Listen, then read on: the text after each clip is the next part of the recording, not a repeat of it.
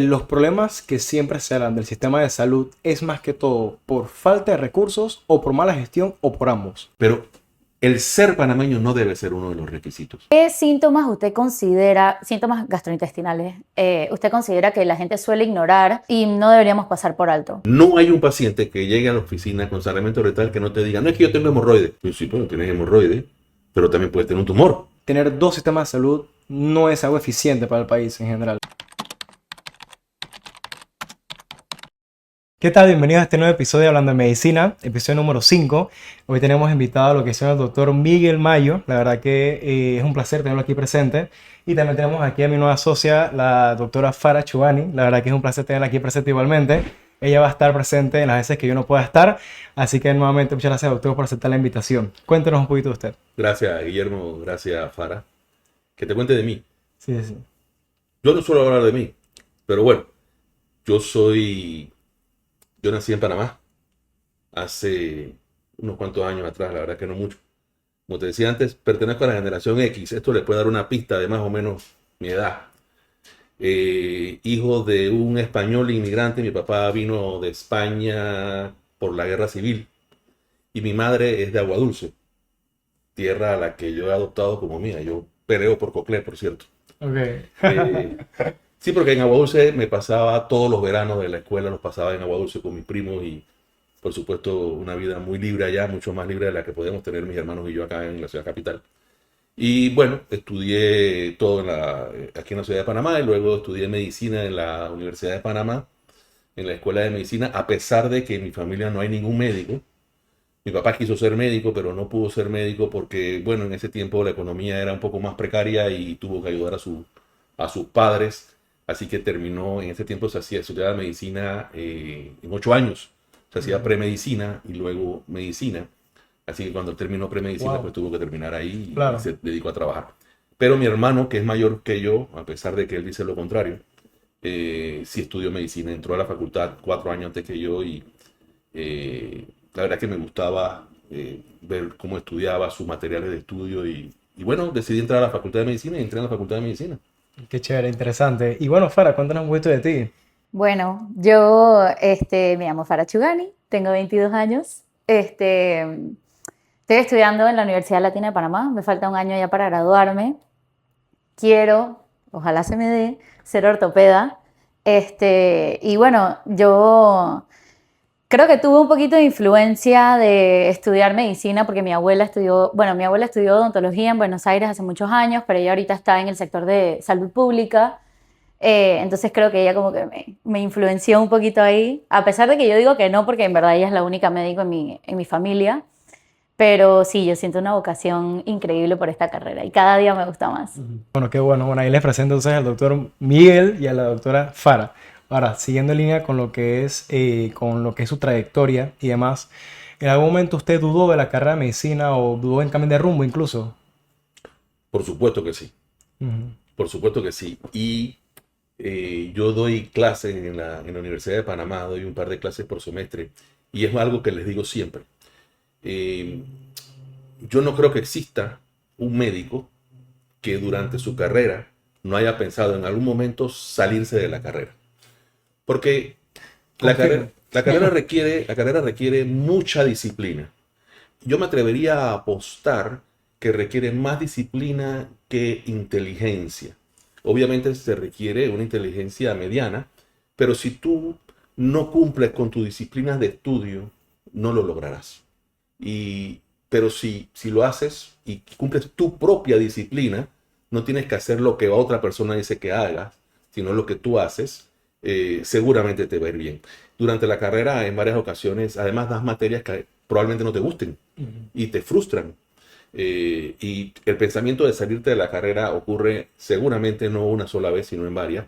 Y luego cuando empiezas a hacer el internado, empiezas a frustrarte también porque en el internado hay muchas tareas no médicas que tú, sabiéndote médico, porque ya estudiaste 6 años, pues tienes que hacer. Y eso también te frustra un poco y también eh, llegas a tener pensamientos de que quieres salirte de la carrera. Ya es un poco más difícil porque ya tienes un diploma en mano y ya es un poco más difícil salirse. Ya en la residencia sí no me pasó esto. no dudo que ocurra, pero tú ves, y hay en Panamá y en otros países seguro, muchos médicos que incluso no hicieron nunca internado, o médicos que hicieron su internado pero que no se dedican a la medicina, y probablemente son médicos que estudiaron por presión familiar o por alguna otra razón, o que se dieron cuenta tarde que no era su carrera y se dedican a otras cosas. Porque la carrera de medicina, si hay algo que exige, es dedicación y espacio, responsabilidad para dedicarle a tus pacientes.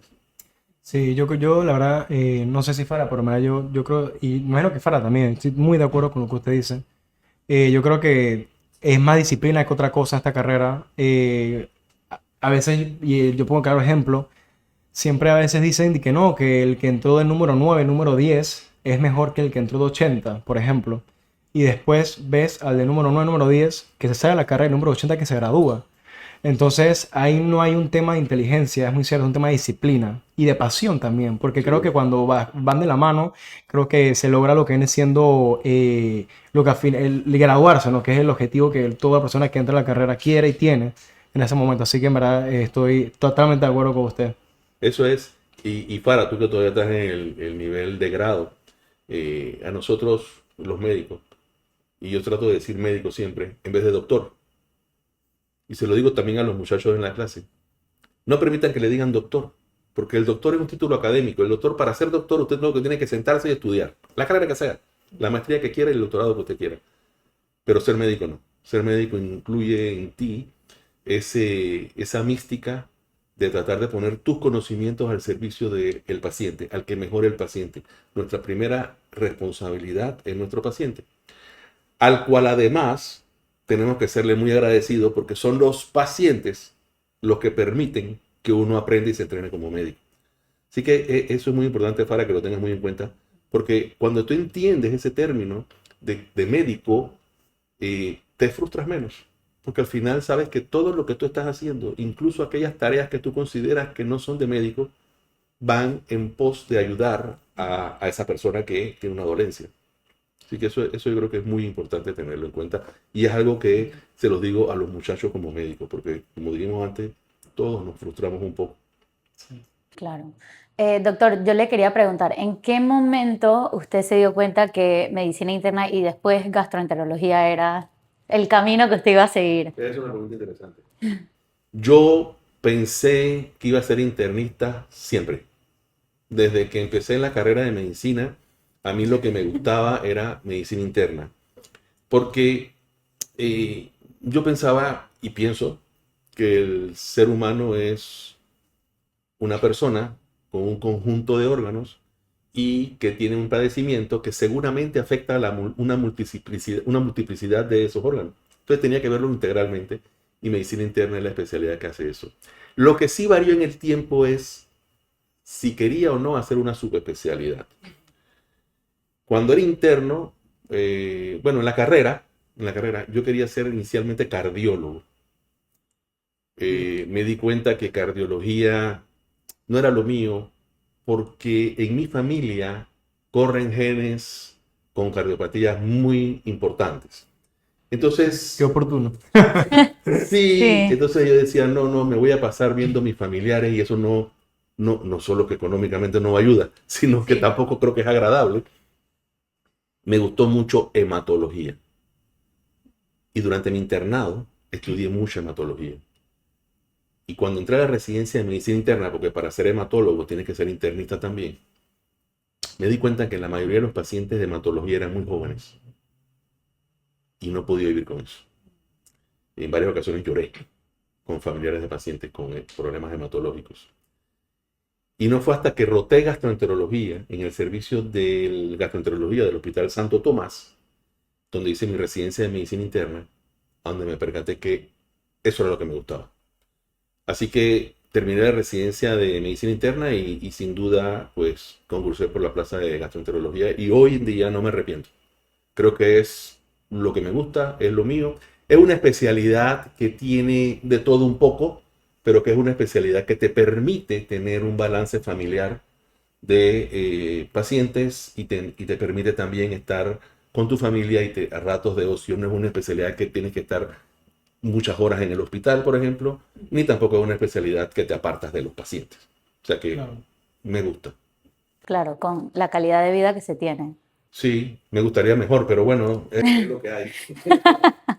Ok, y para alguien que es estudiante como lo soy yo, ¿usted qué cree que es lo que se debería observar a la hora de elegir una especialidad o lo que yo debería tener en cuenta para poder elegir Buena algo? pregunta.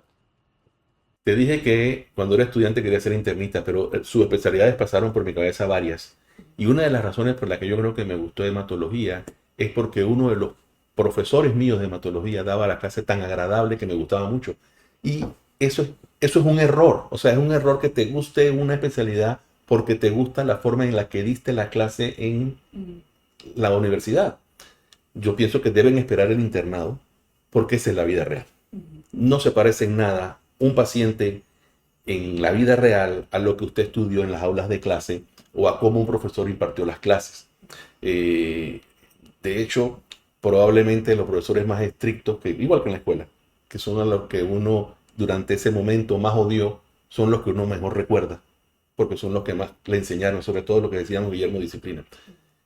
Así que lo que yo le recomiendo a los estudiantes de medicina, no se agobien por qué les va a gustar más adelante. Estudien todas sus materias que tienen que pasarlas todas para poder hacer el internado.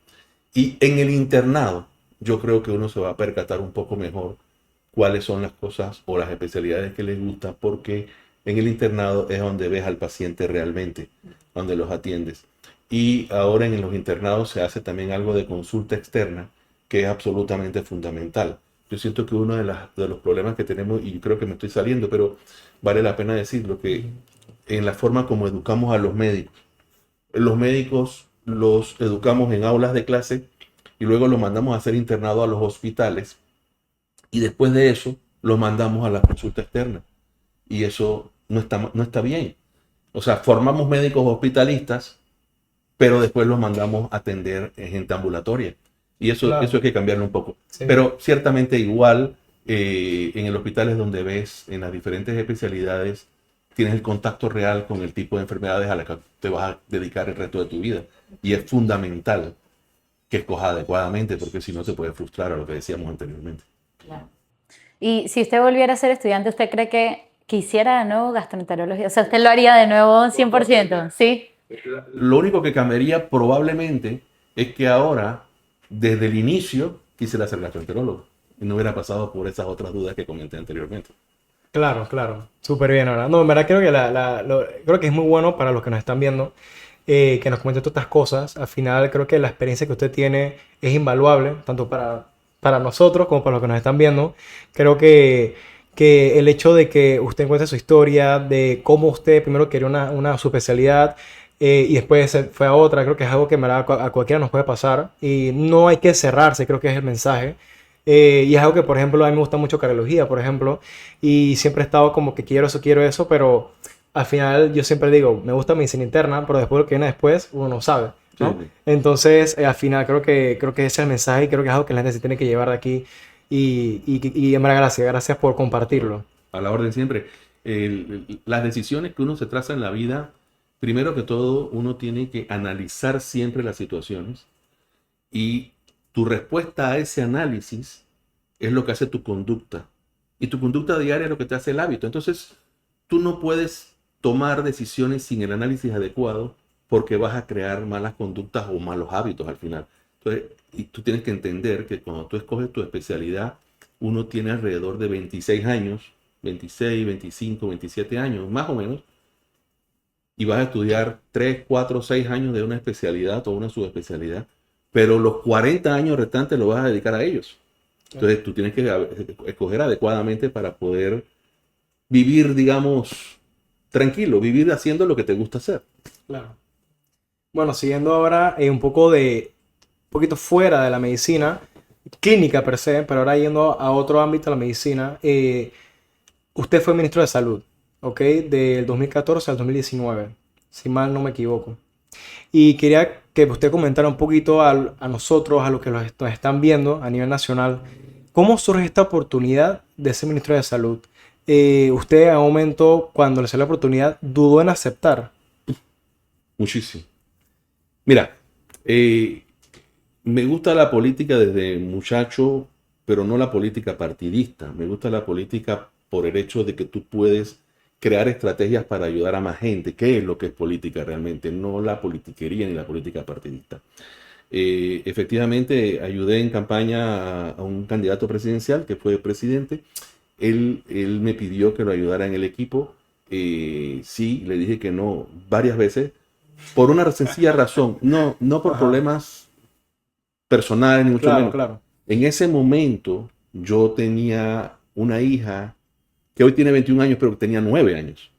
Entonces yo no podía dejar mi clínica, tan sencillo como eso. Entonces yo me ofrecí a ayudar en lo que pudiera, pero dentro de mi oficina, y en ratos que yo pudiera atender con muchísimo gusto, pero no podía dedicarle el día entero a una labor gubernamental, porque ya te digo, tengo 3 hijos, eh, bueno, ya todos grandes, pero estamos hablando de hace 11 años, o más, 12 quizás Ujú. años. Entonces, tenía una niña de 9 años que era la que más demandaba de uno, no solo la parte económica, sino la parte familiar. Tendría que estar con ellos, o sea, mi esposa y mis hijos. Así que dudé, pero bueno, se fueron dando algunas cosas, unas situaciones no sé si llamarlo presión, porque al final nadie te obliga a aceptar un puesto de esta manera, pero acepté el puesto de viceministro. Vale, Yo ok. fui viceministro por 2 años y luego fui ministro por los últimos 3 años del periodo del quinquenio del 2014 al 2019. Te digo que no me arrepiento absolutamente ni un poquito de haber Ok. aceptado el puesto. Estoy casi seguro que no lo volvería a hacer. Ok. No son incongruentes esas dos ideas. Creo que aprendí muchísimo, Ok. conocí el país en toda su extensión, conocí las necesidades en salud, entendí que soy más soñador que realista, no se pueden solucionar todos los problemas, mucho menos en 5 años, Ujú. pero sí estoy satisfecho de lo que se pudo lograr, triste porque hubo muchas cosas que no pude lograr, y yo se los comento a la gente, a pesar de que en ningún momento tuve no solo no tuve presiones, sino que en ningún momento tuve ni siquiera solicitudes del presidente de la República hacia el Ministerio de Salud. Y aún así, ni de la Asamblea de Diputados, y aún así hay cosas que uno no pudo lograr y que quisiera haber logrado. Pero Claro. bueno, no es muy fácil, no es muy fácil. Panamá tiene un sistema de salud bicéfalo en el cual, si tú me preguntas mi opinión, antes de que me hagas la pregunta, porque probablemente la harás, no estoy de acuerdo. Pienso que este sistema hay que unificarlo. A la gente hay que atenderla por su génesis de ser humano, no por su estatus laboral, que Entiendo. además en la mayoría de las profesiones es intermitente. O sea, la gente tiene seguro social mientras trabaja, pero somos muy pocos los que tenemos la dicha, y cuando digo y hablo en plural, me refiero al gremio médico que usualmente que trabaja en el sistema, pues termina trabajando en el sistema en forma continua, pero casi ninguna profesión termina trabajando continuamente, sino que es trabajo intermitente. Entonces tu estatus cambia de acuerdo a Claro. tu estatus laboral y esto Sí. no creo que Sí, sea sí. adecuado. Entonces, ¿usted considera que en su pensamiento, como con su experiencia como exministro, que en verdad tener dos sistemas de salud no es algo eficiente para el país en general? No lo Pero es. por supuesto que no, Guille y Fara, y les puedo contar una anécdota al respecto de ello porque no es un pensamiento exclusivo mío. Bueno, de hecho, nosotros formamos unas mesas de trabajo Ujú. para transformación del sistema de salud, para mejora salarial y para la formación de recursos humanos. Y al final se dejó la hoja de ruta, que es un famoso libro blanco que llaman, que es la hoja de ruta que al final termina en la unificación del sistema. Pero la anécdota que te quería contar es que en el 2019 el Ministerio de Salud cumplió 50 años, en enero del 2019, el 15 de enero del 2019 específicamente. Y logramos reunir en la oficina del Ministerio de Salud a 9 exministros de salud Ujú. y mi persona. Y yo les pregunté que me dieran, o les pedí que me dieran su opinión de cuál debería ser la hoja de ruta del sistema de salud. Los 10, donde me incluyo yo, sin ninguna excepción, pensamos muy similar. Hombre, habrán ideas pequeñas, distintas, pero al final del camino todos pensamos que debemos unificar el sistema de Claro. salud. Lo triste es que ahí habían en esa reunión ministros de la década del 70. O sea que estamos hablando de 40 años, hay que Así es. remontarnos al 2019. Sí, sí, sí. 40 años con pensamientos similares y que aún no lo habíamos logrado. Claro. Y eso hay que eliminarlo. Y si estamos todos de acuerdo, fíjate, te hablo de, no sé, te hablo de 9 exministros, ahora 10 conmigo, que pensamos en similar, pero no habíamos logrado continuidad en la gestión, o sea, proyectos de Estado, como debe ser el sistema de salud. Así que no es un pensamiento mío, yo ya te digo, estos nueve personajes, y seguramente si hacemos una encuesta. Lo que pasa es que lo que hay es que informar adecuadamente a la persona qué significa eso. Claro. Para el paciente, yo no tengo ninguna duda de que para el paciente la unificación del sistema sería lo mejor. Ujú. Para el personal de salud, no los médicos, todos los profesionales de salud, creo que no habría mayores cambios en su forma de laborar, así que no veo por qué no hacerlo. Entonces, doctor, siguiendo la línea, entonces usted considera que los problemas que siempre se hablan del sistema de salud es más que todo por falta de recursos o por mala gestión o por ambos. Por ambos, Por ambos. sin duda. Mira, tener un sistema bicéfalo Ujú. te crea muchísimas ineficiencias, pero muchísimas. Hay duplicidad de estructuras, de infraestructura. Hay distintos reglamentos de recursos humanos. Hay diferentes protocolos de atención. O sea, eso no tiene ni pies ni cabeza. Mira, el sistema del Ministerio de Salud y la Caja de Seguro Social, ambos tienen expediente electrónico hoy en día. El proveedor de ambos hoy en día es el mismo y no se comunican entre ellos. Nosotros hicimos un análisis en atención primaria de salud, en los centros de salud. El 19% de las personas que se atienden en medicina general se atienden en ambos sistemas. Por ejemplo, Bastante. lo que pasa es que mucha gente que vive en la ciudad capital no piensa que esto ocurre porque no lo ven. Claro. Pero un médico, un paciente, perdón, que esté en el interior del país, la ciudad que usted quiera, se atiende en un centro de salud con un médico general por tos. Y el médico le manda una radiografía del pecho. Y ese muchacho sale y se va al trabajo y resulta que cuando sale del trabajo el centro de salud estaba cerrado, pero tenía la policlínica abierta. Entonces se va a la policlínica y se toma la radiografía del pecho. Ujú. Entonces está usando ambos sistemas, pero cuando llega donde el médico que lo vio para decirle que tiene el informe, por ejemplo, de la radiografía del pecho, que estoy hablando de un caso bueno, o sea, que les ha ido muy bien eficientemente, Ajá. el médico le dice, quiero ver la placa. No puede ver la placa. Entonces le dice, tómate otra aquí mismo. Sí, exacto. Entonces se duplica, y esto ocurre todos los Y días. se satura el sistema. Todos los días. Se Entonces satura, sí. se utilizan ambos sistemas porque somos ineficientes. Claro. Eh, la falta de recursos yo creo que se puede subsanar con, mira, primero que todo tenemos que tener un solo sistema, tenemos que tener un sistema de compras únicas entre entre la Caja de Seguro Social y el Ministerio de Salud para ser muchísimo más eficientes, Porque todo se duplica, todos los gastos se pero duplican. por supuesto, y tener avanzada, o sea, utilizar nuestro depósito de medicamentos con código de barra. Claro, sí. Se No identifican. podemos seguir con el método de palotes, ¿no? Usando Abaco para el conteo de Exacto. los medicamentos. Entonces, tenemos que adecuarnos al siglo XXI. Y eso, si no lo hacemos con un sistema único, vamos a, más temprano que tarde, y ojalá me equivoque, a quebrar el sistema. Porque el sistema es muy caro. Lo otro importante que tiene que ir paralelo a esto es cambiar de ser un sistema curativo a un sistema preventivo. Ujú. La prevención es muchísimo más barata que la curación, desde el punto de vista económico, pero desde el punto de vista humano, pues es muchísimo mejor, porque usted trata de mantener a la persona sana en vez de estar curando enfermedades. Exacto. Entonces, es la persona mucho más productiva. Y eso solo se logra haciendo campañas continuas y permanentes de prevención. Porque lo que la gente no entiende, Guillermo, es que la prevención, el responsable de la salud en el país es cada uno de los habitantes. Usted es el responsable de su salud.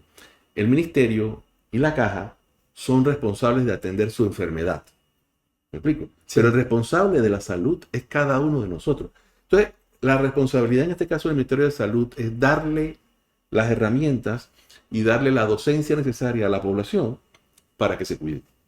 Claro. Yo siempre pongo el ejemplo de las vacunas. Panamá tiene, digo, estoy seguro que no me equivoco. Panamá es uno de los países con mejor vacunación que En tiene el mundo. En el mundo, sí. En el mundo, Panamá tiene uno de los mejores programas de vacunación Sí. a nivel mundial. Sí. Y es el más completo en América. Sí. Pero como dicen, no creemos en lo que tenemos, ¿no? Pero es un sistema. ¿Y cuál es?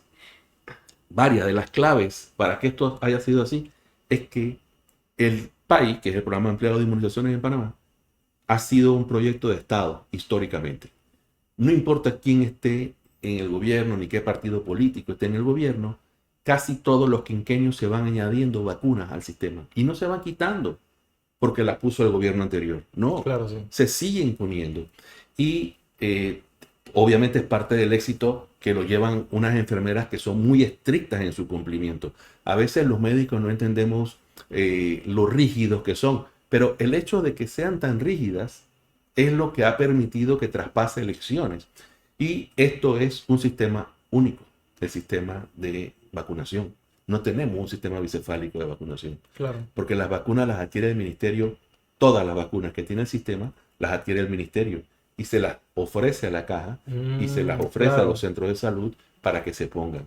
Incluso cuando tuvimos en el 2017 la crisis de influenza, en 2016, perdón, y luego cuando vino el problema de la pandemia de COVID, incluso el ministerio le ofrecía a las empresas privadas que pusieran sus vacunas siempre y cuando las personas que le iban a poner pasaran por el tamiz de la evaluación de las enfermeras del PAI. Y eso aumenta la cobertura. Claro. Pero si hay algo democrático en el mundo, es la vacunación. Claro. No importa ni tu color, ni tu profesión, ni tu estatus económico, la vacuna que se pone es la misma. Sí. Y usted siguiendo un poco la línea de su puesto de ministro, estando usted en un puesto tan expuesto a nivel público, ¿qué cosas usted nos puede decir a la población general que no se ven desde afuera?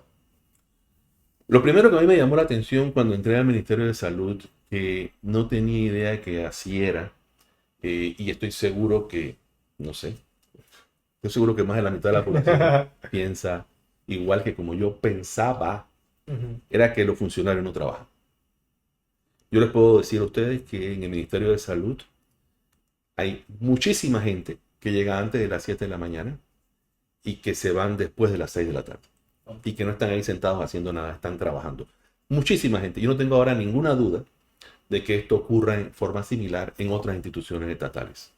De hecho, una de las cosas que a mí se me pasó por la cabeza, pero no se puede implementar, es que todos los profesionales deberían pasar un año trabajando en el Estado, en las diferentes instituciones, para que conozcan realmente, uno, que no es cierto que la mayoría de los funcionarios son botellas, y dos, de que hay muchísimas más dificultades trabajando en las oficinas estatales que en la parte privada. Y bueno, Se lo creo. tiene que ser así porque es cierto que luchamos contra muchas otras cosas. Y si fuéramos en un mundo ideal, bueno, es que en un mundo ideal ni siquiera constitución necesitaríamos, pero se necesitan porque siempre existen gente que no son del bien, digamos. Pero créeme que son la inmensa minoría. La mayoría de la gente que funciona y que trabaja en el Estado, trabaja. Ok, y va para terminar esta parte de lo que fue su transcurso, lo que es el ministerio. ¿Cuál considera usted que fue su mayor reto y mayor logro dentro de lo que es este proceso, ¿no?, que estuvo usted? Bueno, yo creo que, como te dije antes, yo soy un creyente de que el sistema de salud tiene que unificarse. Así que el hecho de que hayamos avanzado, por lo menos hasta la divulgación de la hoja de ruta que nos puede llevar al final a la unificación del sistema, sí. se hiciese, Es un me paso. satisfizo. Me hubiera gustado avanzar más. El otro reto importante que también hice, pues lo que pude, o bueno, hubiera querido hacer más también, es tratar de cambiar hacia una medicina preventiva más que curativa. Pero esto no se puede lograr, y creo que te lo dije en algún módulo hace un rato atrás, estas son políticas que no se logran en 5 años, ni siquiera en 10. Tiene que cambiar el pensamiento de las generaciones y tienen que ser estas campañas continuas. Si no son continuas, se pierde lo que se gana. Entonces, yo creo que esto sí tiene que ser, estas campañas de prevención tienen que ser en conjunto con los medios de comunicación, con los estudiantes de las diferentes profesiones de la salud, con todo el mundo hablando del mismo tema para disminuir estas enfermedades que llaman no transmisibles, que son las enfermedades crónicas, que son las que se llevan el 70% del costo de nuestro presupuesto en salud y que son ciertamente prevenibles. Y que yo tampoco las llamo no transmisibles, porque yo siempre he dicho que son transmisibles, pero que se transmiten por los malos hábitos alimentarios y sociales de las personas. No son contagiosas, pero sí se transmiten de esta otra manera. Luchamos contra eso. De hecho, hicimos un censo de salud y descubrimos que en este país el 45% de las personas mayores de 40 años tienen hipertensión arterial. Y que el 47% de las personas mayores de 40 años tienen algún grado de sobrepeso u obesidad. Con ese número, Guillermo y Farah, con ese número vamos a seguir teniendo una población enferma. Y una población enferma es un país destinado al desarrollo lento o al no desarrollo. Necesitamos una población más sana. Y la única forma de tener una población más sana es mejorando su conducta, mejorando sus estilos de vida. Y eso se logra, repito, previniendo las enfermedades y dándole docencia a los niños que no deben comer azúcar en exceso, etcétera. Bueno, no nos da tiempo para esto porque son entrevistas de 15 horas. No, pero yo estoy totalmente de acuerdo con usted, doctor. O sea, yo creo que incluso el ejemplo empieza con nosotros. El ejemplo empieza con nosotros y eso a veces que los médicos se desligan de que no, yo sé cómo se trata la enfermedad, yo sé cómo se previene la enfermedad, pero uno tiene que poner el ejemplo. Porque de qué me sirve yo decir, haz esto, haz lo otro, pero al final no lo hago yo. Sí. Entonces es un poco también irónico, no es importante ese tiempo mantenerse, también cuidarse uno y al final de esa manera poder promover lo que es la prevención y que se mantenga, ¿no? Déjame hacerte un énfasis ahí porque seguramente este podcast lo escucharán algunos médicos y dirán, bueno, lo que hacen, él no está, no, te explico. El sistema se ha ido complicando en el tiempo porque la población ha ido aumentando significativamente y la población ha ido aumentando en mayor proporción de lo que ha ido aumentando el recurso humano en salud. Lo que es peor, la distribución del recurso humano en salud es lo que está mal en este país. Más que el número, la distribución es lo que está mal. Antes existían en los centros de salud programas preventivos. La gente, y no me dejarán mentir los que son mayores, iba a la comunidad a hacer prevención. Pero con el paso del tiempo y con el aumento de las morbilidades, ya el médico o la enfermera no pueden estar saliendo a los centros de salud a dar charlas de docencia o a ir a hacer prevención en niños, sino que nos hemos dedicado a atender pura morbilidad. Y la cantidad de pacientes que atiende un médico en los centros de salud, yo creo que está por encima de lo que debería. Sí, totalmente. Por razones que no puedo explicar. No puedo explicar, no da tiempo para hacer en este podcast. Es difícil decir que eso no ha ido cambiando, pero en la medida de lo posible tenemos que aumentar el recurso humano. Sí. Y honestamente te digo que yo creo, y lo he dejado plasmado, que voy a entrar voy a hacer un comentario. Un área gris. No gris, un área bastante problemática. Ajá. Que nos puede dar para otro debate importante. Yo creo que el requisito de ser panameño para ser un profesional de la salud idóneo en este país hay que eliminarlo. Y no solo en los profesionales de la salud, en las otras carreras como abogacía, como ingeniería, que se exige. Panamá puede, y de hecho exporta cerebros. Sí. Pero no puede importar cerebros. Entonces no está bien. Creo que no es justo para los panameños. O sea, ¿usted considera que entonces deberíamos eliminar lo que sea una profesión protegida, es la palabra? Totalmente. Bueno, el término protegida lo usas tú, yo no uso ese término. Ok, sí, porque yo creo que ese no es... Así está, pero no creo que sea lo adecuado porque al final, ¿qué estamos protegiendo? Es muy cierto, porque al final estamos protegiendo la profesión, porque al final la profesión es para la población. Claro. Claro, Además de que me parece una mediocridad claro, sí. no aceptar gente que venga muy bien formada de afuera. Y Ojo con ayudar a lo un que digo. sistema que está Yo colapsado, creo que ¿no? las personas que vienen, y vuelvo y repito, no es profesional de salud, es todas estas profesiones que llaman el término que tú usaste, debemos exigirle los requisitos que le exigimos a los panameños. Pero el ser panameño no debe ser uno de los requisitos.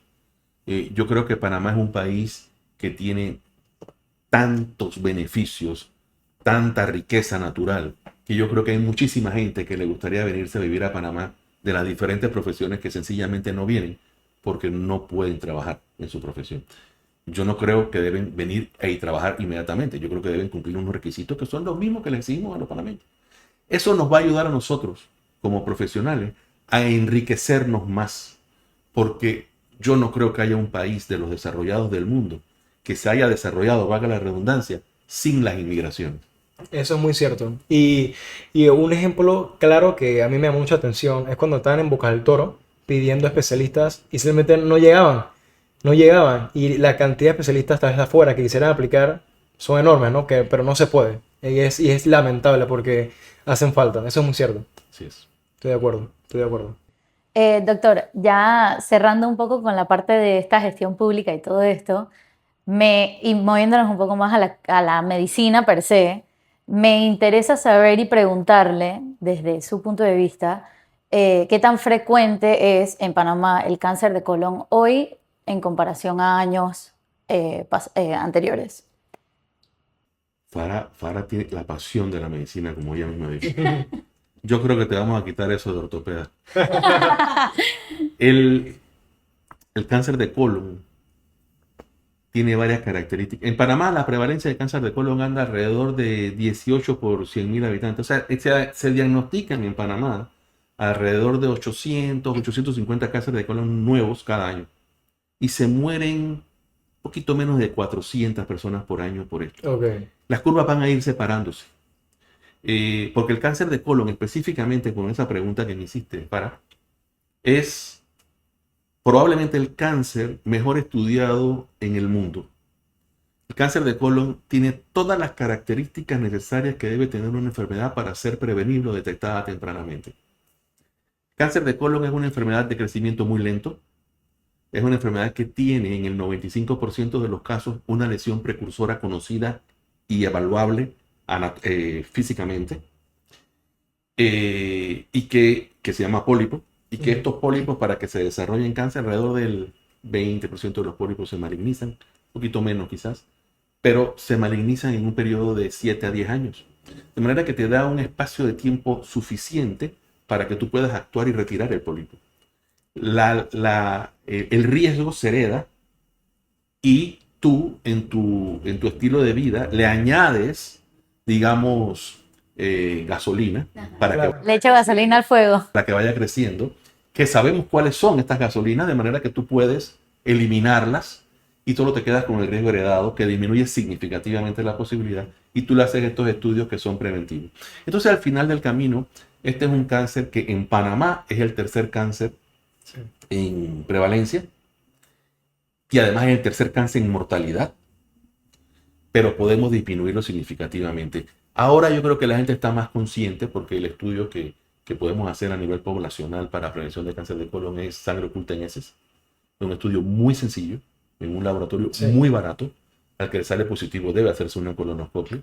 Y básicamente sangre oculta en heces debe ser por la metodología FIT, que es la que detecta la hemoglobina humana. La que usábamos antes, que es la de Guayaco, detecta hemoglobina animal, de manera que te hacían hacer una dieta estricta de falta, no puedes comer carne roja en los últimos 3 días, etc. Sí, sí. Eso ya no está en uso prácticamente en Panamá. Casi todos los laboratorios usan la nueva tecnología, de manera que hay mucho menos falsos positivos. Claro. Y ahí te ahorras mucho. Pero bueno, en cuanto a lo que me preguntaba, es un cáncer de mucho impacto, pero que podemos ir disociando esa curva de incidencia-mortalidad, porque debemos ir bajando. En este momento no es justo evaluar la evolución de este y de ningún otro cáncer, porque con la pandemia hace 4 o 5 años, mucha gente dejó de atenderse y los estudios preventivos dejaron de hacerse. Entonces, ciertamente estamos viendo gente con cánceres avanzados que no deberíamos estar viendo, pero son consecuencias de la pandemia. Y eso es cierto no en Panamá, en el mundo entero. Y se sabía que iba a venir esto. Pero nuevamente, con la mayor cantidad de estudios preventivos que hagamos, vamos a ir descubriendo probablemente un número mayor de cáncer, pero en estadios tempranos. Entonces lo que va a bajar, que al final, que es lo que queremos, es la curva de mortalidad. Claro. Sí, mi siguiente pregunta iba más o menos por esa línea. Quería saber si usted piensa que estamos diagnosticando tarde o si se debería adelantar la edad de tamizaje aquí en Panamá. No, en este momento, pues te repito, no es muy justo hacer la comparación por lo que te dije de los diagnósticos tardíos posteriores a la pandemia, pero sí es cierto que hay más gente que se está haciendo estudios de pesquisaje. En este caso, diagnósticos tempranos y prevención secundaria, porque la enfermedad empieza con el pólipo. Sí, exacto. Y esto va a hacer, seguramente, o va a dar una disminución en el tiempo en la curva de mortalidad. Claro. Inicialmente lo que va a ocurrir es que va a haber un aumento en el número de cáncer, Diagnósticos, pero va a ser unos diagnósticos tempranos, estadios tempranos que son curables. De hecho, antes que termine el primer semestre del año, la Asociación Panameña de Gastroenterología y Endoscopía Digestiva va a formalizar un programa de pesquisaje o tamizaje de cáncer de colon, a presentárselo al Ministerio de Salud para que se adopte, si tengan bien adoptarlos, como política de Estado en la prevención del cáncer de colon. Sí, sí, sí. Y justamente eso también muy asociado a que se diagnostica hay mucho cáncer cervicuterino, pero eso es bueno, pues se está diagnosticando tempranamente. Y eso es algo que obviamente a nivel de post o del periódico te lo colocan tal cual, Sí. puede asustar, pero hay Sí. que entender que si se diagnostica más, hay menos muertes, porque al final se está previniendo Así es. esa mortalidad, y eso que se busca. Así mismo es. Cuando tú haces un aumento en el diagnóstico, tienes que estratificar el diagnóstico en los estadios. Así es. Cuando estábamos en el ministerio, una de las políticas que se hizo de Naciones Unidas fue tratar de diagnosticar el 90% de los pacientes con VIH para darle tratamiento. Era 90-90-90, era darle tratamiento al 90% y tratar de erradicar el 90%. En Panamá tratamos de cambiarlo al 90-100-100. O sea, si tú diagnosticas 90%, tú tienes que dar tratamiento al 100% de lo que diagnosticaste. Claro. Y tratar de erradicar el virus en el 100%. Entonces, se masificaron las pruebas. O sea, está creciendo no está creciendo el número de diagnósticos, pero la idea es darle tratamiento, porque no puedes darle tratamiento a una persona si no sabes tiene un diagnóstico. Entonces, tiene que hacer la prueba. Así que, y eso es muy importante para que la gente analice las noticias, como tú acabas de decir, Guillermo. ¿Ha habido un aumento en el número? Sí, pero ha habido aumento porque ha habido un aumento en el pesquisaje de esa enfermedad. Y si eso es así, es bueno. Continuando un poco, doctor, con mis preguntas médicas, que pareciera que no quiero ser ortopeda al parecer, ¿verdad? Me gustaría preguntarle, ¿qué síntomas usted considera, síntomas gastrointestinales, usted considera que la gente suele ignorar y no deberíamos pasar por alto? Mira, yo creo que hay uno que es absolutamente fundamental y que es muy común tenerlo y que la gente lo considera una trivialidad después de un tiempo, y es el sangramiento rectal. No hay un paciente que llegue a la oficina con sangramiento rectal que no te diga, no es que yo tengo hemorroides. Pues sí, pero tienes hemorroides, pero también puedes tener un tumor. Claro. O sea, si tú sangras un día y te evalúan y te dicen que tienes hemorroides, está bien, tienes hemorroides. Pero si dentro de 15 años sangraste de nuevo, ¿puede ser las hemorroides? Claro que puede ser las hemorroides, pero también puede no ser las hemorroides. Entonces, ese es un síntoma muy claro a que la gente, cuando lo tiene por primera vez, es dramático, porque no es normal ver sangre en las heces. Pero el paciente lo normaliza, si se puede usar el término, tener sangrados rectales, y eso no está bien. ¿O se encasillan en ese...? En que siempre, de partir de ese día que le dieron que era hemorroides, que espero que haya sido porque lo evaluaron adecuadamente, Por favor. de ahí en adelante siempre tus sangrados rectales son por hemorroides, y no es cierto. Entonces a mucha gente le pasa como el famoso cuento del lobo, ¿no? Que viene el lobo y que viene el lobo y que viene el lobo hasta que llega. Entonces, yo creo que ese es quizás el síntoma más importante. Continuando un poquito con las preguntas, si usted nos pudiese dar a nosotros y a la población que nos está viendo 3 hábitos que deberíamos tener para la prevención del cáncer de colon, ¿cuáles serían? 3 nada más, ¿no? O más, si usted quiere O más, darnos si más. quiere. Tres, tres. Cuando uno da muchas, la gente no se olvidan de todo. Es verdad, es verdad, es Exacto. verdad. Tres. 3. Primero, y fundamental, una dieta adecuada. Una dieta adecuada quiere decir una dieta alta en fibras, alta en vegetales y frutas, baja en carnes rojas sobre todo, Ok. específicamente hablando de cáncer de colon. La carne roja hace unos años atrás fue titulada por la Organización Mundial de la Salud como un cancerígeno tipo 1. Es decir, que muy posiblemente, digo que posiblemente está asociado a cáncer de colon en este caso en particular. Claro. Así que no es que no se puede comer carnes rojas, pero hay que comer Moderado. con moderación, Moderado. como todo. Como todo. Como todo. Y la dieta que ha demostrado ser la mejor dieta para esto, ya ha pasado a la prueba del tiempo, es la dieta mediterránea. No estamos en el Mediterráneo, pero podemos comer muchas de las cosas con la globalización que se come en el Mediterráneo. Claro. Segundo, evitar el sobrepeso.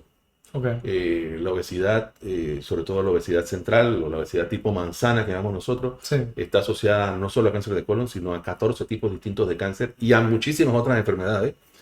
Yo le digo a la gente, más importante que pesarse es medirse la barriga, o sea, el perímetro abdominal, que es lo que mide el perímetro a nivel del ombligo. Esto debe ser en el hombre menos de 102 centímetros y en la mujer menos de 88 centímetros. Realmente lo que está asociado al cáncer es la grasa abdominal, de manera que lo que hay que disminuir más medidas, más que va. Y digo esto porque me puede salir una persona que sea fisiculturista, que a lo mejor según el índice de masa corporal está en sobrepeso, pero ciertamente no tiene mayor riesgo. Claro. Entonces esto es importante. Y la tercera, y no por ser la tercera es la menos importante, de hecho es muy importante, es el ejercicio. El ejercicio es absolutamente fundamental, disminuye también, no solo disminuye la incidencia de cáncer de colon, sino que mejora, igual que el evitar el sobrepeso, mejora la respuesta al tratamiento. O sea, se ha visto que los pacientes que hacen ejercicio versus los que no hacen ejercicio y tienen el mismo cáncer, se les da tratamiento. A los que hacen ejercicio tienen mucho mejor respuesta que los que no hacen ejercicio. O sea que no solo sirven en la fase de preventiva, sino en la fase terapéutica también sirve. Así que si nosotros logramos tener esos tres y hacer esas 3 recomendaciones, vamos a tener una vida, yo no puedo decir libre de enfermedades, pero seguramente vamos a tener menos enfermedades que el que no las haga y además, con toda seguridad también, vamos a tener una mejor calidad de vida, que al final, Farah, es lo que necesitamos, en mi concepto. Es mucho más importante calidad que tiempo. Y bueno, doctor, ahora para terminar lo que es siendo este gran episodio, gracias, en verdad, gracias por estar aquí. Le tengo 2 preguntas, unas últimas 2 preguntas. Después de haber estado en cargos tan altos, ¿qué lo motiva a seguir siendo hoy médico? De vuelta a lo básico, como siempre hemos dicho, ¿no? Primero, lo que me motiva a seguir siendo médico es que tengo que seguir trabajando. Queda de Y los comer. médicos tenemos un problema, que nada más sabemos hacer a lo que estudiamos. Y yo lo único que sé hacer es medicina. Así que no me queda de otra que seguir trabajando, porque cuando dije al principio que tenía esos 3 hijos, y ustedes son muy jóvenes, pero ya lo sabrán, tenían otras edades. Ahora tienen unas edades más viejas, pero siguen siendo los hijos. Sí. Y siguen estando con uno. Y tengo uno ya casado, pero eso no afecta. Lejos lejos de que uno se haya ido de la casa, tengo 2 que vienen ahora a la casa. Así Sí. que, por razones económicas que hay que seguir trabajando, Claro. pero además no te puedes quedar en tu casa haciendo nada. Tienes que trabajar. Y nosotros tenemos que seguir trabajando en lo que nos gusta. Y todo el mundo debe trabajar en lo que le gusta. Y a mí lo que me gusta es la gastroenterología. Qué belleza. Y bueno, ya para finalizar este gran episodio, un mensaje que le quiera dar a los médicos jóvenes, ya sean residentes, médicos generales, estudiantes de medicina, algo, un mensaje para ellos, de lo que sea usted quiera decir. No, bueno, y gracias, primero que todo, gracias por la oportunidad de tratar de proyectar esto a la comunidad. Yo creo que eso es parte de un trabajo social que uno tiene que hacer siempre. Yo seguiré enfocado en la prevención de enfermedades. Yo creo que, insisto, en que si tenemos mejor calidad de vida, vamos a ser un país más desarrollado, vamos a ser un país más eficiente y vamos a tener una vida más feliz. Eso al final es lo que yo quiero. Una persona sana es una persona feliz. Y exactamente lo contrario, una persona enferma no puede ser feliz. El problema es que la salud es uno de esos bienes que uno tiene y que no sabe que los tiene, pero se da cuenta que los tiene cuando lo pierde. Eso es muy Entonces, cierto. tristemente, hay que pensar mucho en la salud teniéndola, Teniendo. para apreciarla. Así que, y a los colegas jóvenes, mi mensaje es que, como dije al principio de este podcast, por favor, siempre entiendan que lo más importante frente a uno es su paciente. Recuerden que su paciente no va donde usted porque le quiere ver la cara. Necesita una ayuda. Sí. Y les puedo garantizar que muchos de los pacientes que van a buscar la ayuda donde usted no requieren ni siquiera un medicamento. Lo que requieren es un momento de atención. Requieren un consejo de alguien que sepa. Requieren un consejo de alguien que haya pasado por cosas similares. O requieren sencillamente escucharlo. No, nunca pierdan esa relación médico-paciente que sus profesores le han dicho que es lo más importante. Sigue siendo lo más importante. A pesar de que haya aparecido en el tiempo del ChatGPT y todas las otras aplicaciones de inteligencia artificial, nunca va a reemplazar a una buena relación médico-paciente. Y yo le garantizo que la relación médico-paciente adecuada lleva el 90% del éxito terapéutico en sí. Así que eso nunca lo pierdan, no permitan que le digan doctores, prefieran que le digan médicos. Qué belleza, Mara, gracias, Mara, nuevamente por tenerlo aquí presente, es un honor. Creo que no solamente para nosotros, sino también para los que nos están oyendo. Creo que hemos aprendido mucho de usted y creo que es una inspiración, no creo, es una inspiración para todo lo que nos estamos escuchando, incluyéndome, incluyendo a mi compañera. Y nuevamente gracias. Así que bueno, Gracias a ustedes. Y a la orden siempre. así que bueno, somos Fara y Guillermo y nada, despedirnos de este nuevo episodio que le estamos trayendo, el 5.º episodio. Así que bueno, vamos a estar trayéndoles más. Gracias por sintonizarnos. Hasta luego.